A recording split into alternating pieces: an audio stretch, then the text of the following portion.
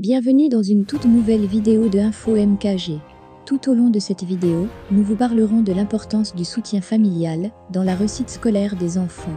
Mais avant cela, bien vouloir vous abonner et activer la cloche de notification pour ne rien manquer de mes prochaines vidéos.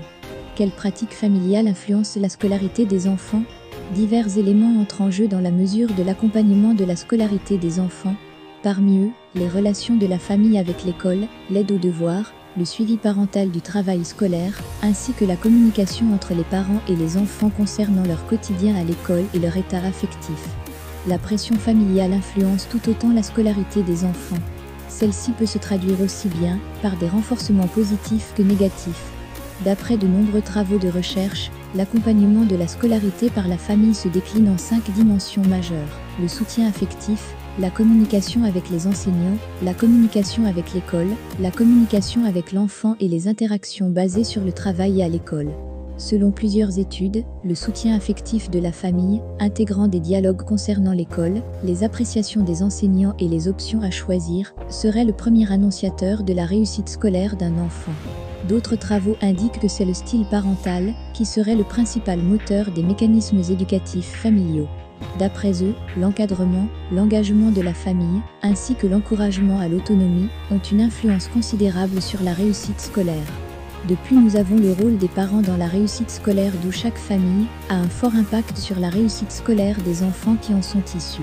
Il est important de savoir que cette réussite est fortement influencée par la communication entre les parents et le personnel des établissements éducatifs, mais également par l'implication de la famille dans le suivi de la scolarité des enfants.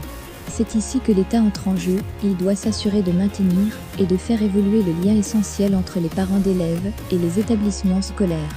Aujourd'hui, les familles légalement responsables de leurs enfants sont considérées comme des membres de la communauté éducative. Autonomie, motivation et responsabilité scolaire.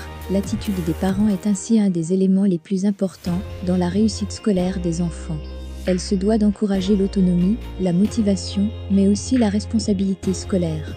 C'est pourquoi il est important que les familles portent un réel intérêt à la scolarité de l'enfant, tout en respectant son rythme de travail et en lui laissant une certaine liberté face à l'accomplissement de ses tâches.